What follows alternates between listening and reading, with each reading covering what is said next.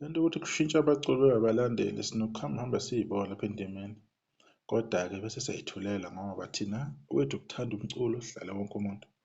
Lapha izinqwele zikamaskandi zithi, uthi uSimisele indoda yaMgqumeni,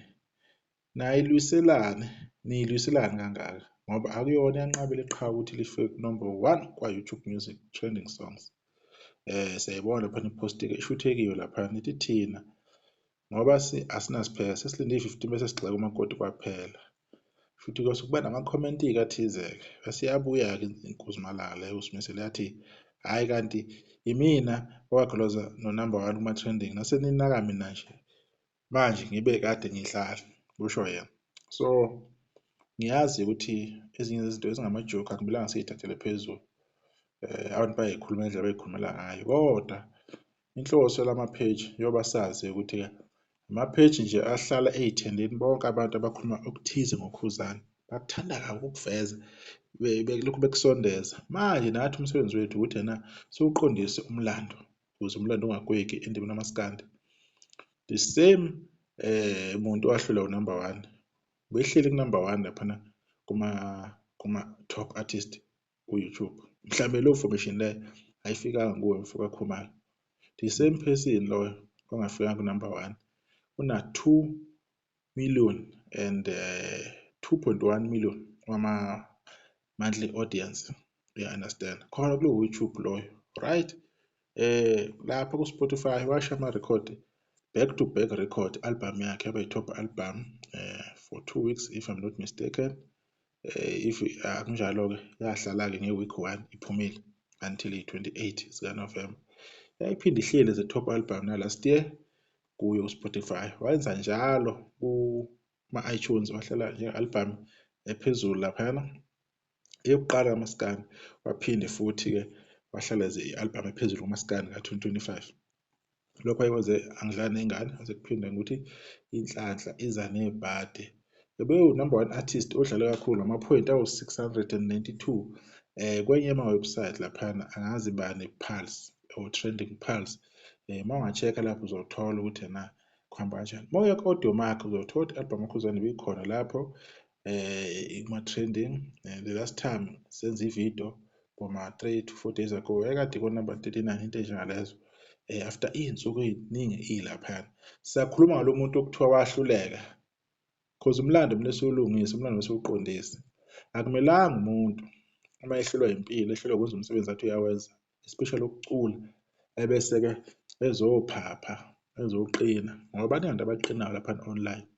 Ukuqina lokhu abakuvezayo abantu, especially abathi bangabaculi asebehlelwa ukucula, abakwenzi ngale emdletsheni, abaphaphi. Uma bekhuzwa ngale emdletsheni babuya ngenene, uma bekhuzwa ngapha kwagoqa bafuna ukubeka ini, izaba, befuna ukukhuluma iy'nkulumo ey'thize njengokuthi yena ubeyidlalela yena washa wacima, kanti uyini. Uyabona ukuthi uyini othe angahlali number 1. Yena lo Simiselo loyo yini asekayenza emculweni, selokhu afika, beside ukuthi yena njalo hlale sizwe igama likaMgqumeni eduze kwakhe, yini enye asekayenza, because asazi lutho, sazi next album le or EP whatever abakubiza ngakhona, bagcina kuyikhipha 1 month ago, njengoba nibona-ke ukuthi ihamba kanjani.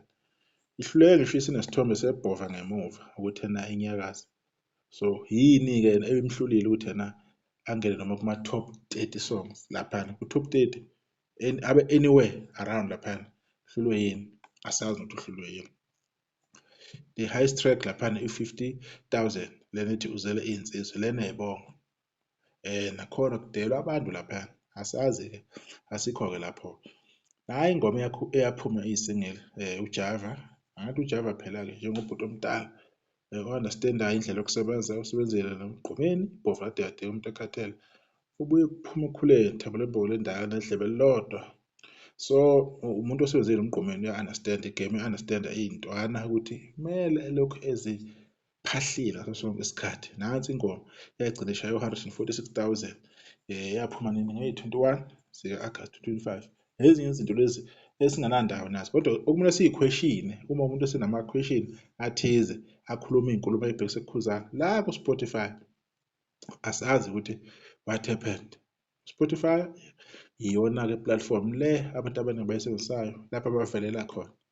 So most of the time asike ama-views or ama-streams anokudlalela kahle kahle ama-monthly listeners anokudlalela ko-100,000, 90, 80 uma kuwukuthi mhlawumbe akuhambi kahle, kodwa kuyavelela because abantu bayawudlala umusic wakho, kodwa sithola ama-monthly listeners ewu-7,000 nengoma engathi phambili kakhulu laphana ithi Ngizokuceba ina-39,000. Ihlulwe yini leyo ngoma leyo kuyohlala-ke phezulu njengoba nebuza ukuthi yena bahlulwe yini kuyohlala number 1 ku-YouTube? Yena uhlulwa yini? Ngoba nazi isithombe sebhove recording usifakile, bahlulwe yini?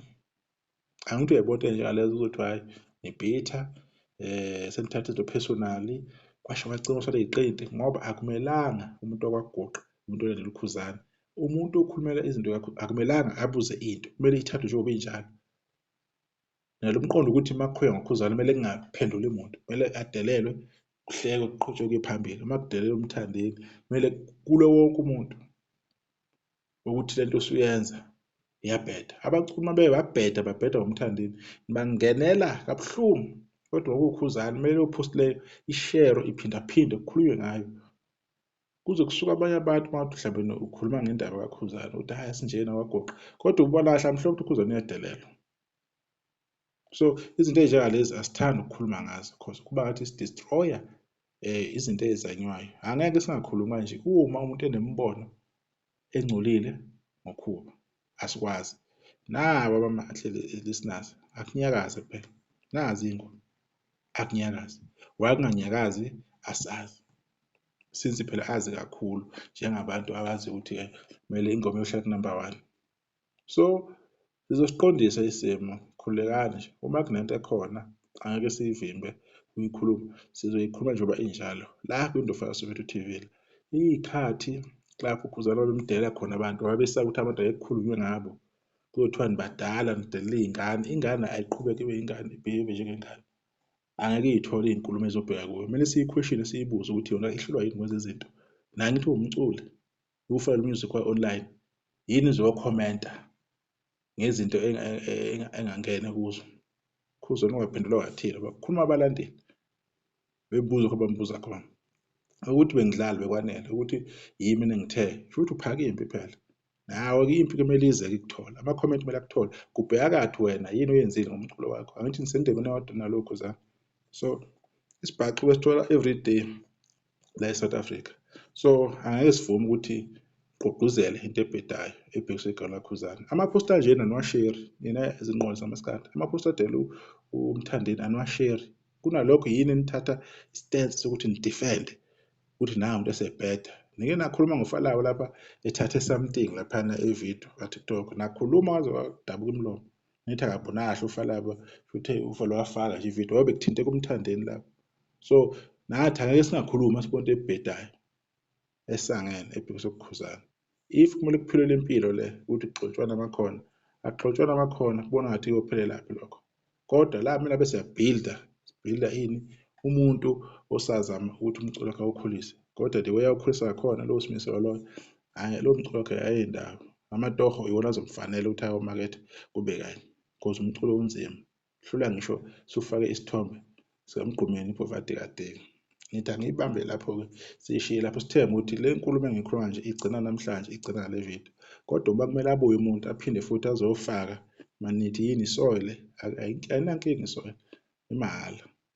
Nisale kahle.